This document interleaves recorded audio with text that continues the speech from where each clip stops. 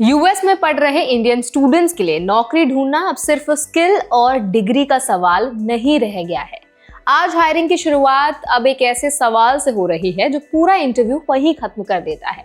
सवाल है, are you a US citizen? और जिसका जवाब अगर नहीं आता है तो रेज्यूमे देखे बिना ही कॉन्वर्सेशन बंद कर दी जाती है। तो आज के इस वीडियो में हम समझेंगे कि यूएस में इंडियन स्टूडेंट्स को जॉब्स में क्यों रिजेक्शन का सामना करना पड़ रहा है, ग्राउंड लेवल पर क्या बदल गया है, नंबर्स का क्या इशारा हो रहा है और आने वाले समय में इंडियन यूथ को किन बातों को लेकर ज्यादा केयरफुल रहना है। तो चलिए फिर जल्दी से वीडियो को स्टार्ट करते हैं। हाय, मेरा नाम है वर्षा दुबे और आप मुझे देख रहे हैं एनबीटी टेक एड पर। करीब 6 दशकों से इंडियन इमिग्रेंट्स को अमेरिका की सबसे बड़ी सक्सेस स्टोरीज में गिना जाता रहा है। डेटा बताता है कि इंडियन अमेरिकन में 75% से ज्यादा लोग कॉलेज डिग्री होल्डर्स हैं। उनकी मीडियन हाउस होल्ड इनकम किसी भी बड़े एथनिक ग्रुप से कई ज्यादा है। टेक्नोलॉजी, मेडिसिन, फाइनेंस और इंजीनियरिंग जैसे सेक्टर्स में इंडियन प्रोफेशनल्स की स्ट्रॉन्ग प्रेजेंस रही है। इसके बावजूद 2025 में हालात अचानक बदलते दिख रहे हैं। पिछले साल तक यूएस में इंटरनेशनल स्टूडेंट्स का सबसे बड़ा ग्रुप इंडिया से आता था, लेकिन इसी साल इंडियन स्टूडेंट्स की संख्या में करीब 44% की गिरावट दर्ज की गई। ये गिरावट सिर्फ पॉलिसी चेंज का असर नहीं दिखाते, बल्कि बताते हैं कि माहौल अब पहले जैसा वेलकमिंग नहीं रहा। वीजा रूल्स बिल्कुल सख्त हो चुके हैं और हायरिंग में हेजिटेशन बढ़ रही है। इसी बदलती रियलिटी को सबसे साफ दिखाती है साई सुषमा पसुपुलेटी की कहानी। हैदराबाद की रहने वाली साई सुषमा 2023 में यूनिवर्सिटी ऑफ ह्यूस्टन आई थी, जहां वो इलेक्ट्रिकल इंजीनियरिंग में पीएचडी कर रही हैं। उनका प्लान बिल्कुल सीधा था, पढ़ाई पूरी करना, रिसर्च में अच्छा काम करना, फिर उसके बाद जाकर जॉब ढूंढकर यूएस में करियर सेटल करना। लेकिन जॉब सर्च के दौरान उन्हें एक ऐसा बिल्कुल अलग एक्सपीरियंस मिला। जब साई सुषमा जॉब फेयर्स में रिक्रूटर से मिली तो लगभग हर बूथ पर उनसे सबसे पहले यही पूछा गया कि क्या वो यूएस सिटीजन है। जैसे उन्होंने नहीं कहा, बातचीत वहीं रुक गई। उनके रेज्यूमे को देखने की जरूरत तक नहीं समझी गई। उन्होंने बताया कि हर बार सेम सवाल और सेम रिएक्शन देखकर उन्हें गहरा झटका लगा। साई सुषमा के पास ब्रिटेन और यूएस दोनों की यूनिवर्सिटी से ऑफर्स थे। जर्मनी भी ऑप्शन था, लेकिन स्कॉलरशिप नहीं मिली। उन्होंने यूएस को इसीलिए चुना क्योंकि ग्लोबली माना जाता है कि यूएस की जो डिग्री है वो काफी ज्यादा वैल्यूएबल होती है और कहीं ना कहीं ग्लोबल लेवल पर लीडरशिप और क्रेडिबिलिटी दोनों देती है। आज हालात ऐसे हैं कि अगर उनकी रिसर्च से स्टार्टअप भी निकल आए तब भी वर्क वीजा मिलने को लेकर अनसर्टेनिटी बनी हुई है। इसी वजह से अब यूरोप उन्हें ज्यादा सेफ ऑप्शन लगने लगा है।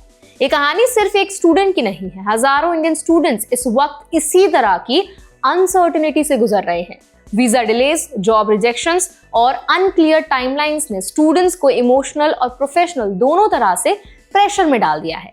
कई फैमिलीज जिन्होंने यूएस को लॉन्ग टर्म फ्यूचर मानकर प्लानिंग की थी, अब दोबारा सोचने पर मजबूर है। इस बीच यूएस में एंटी इंडिया सेंटिमेंट भी एक बड़ी चिंता बनते जा रहे हैं।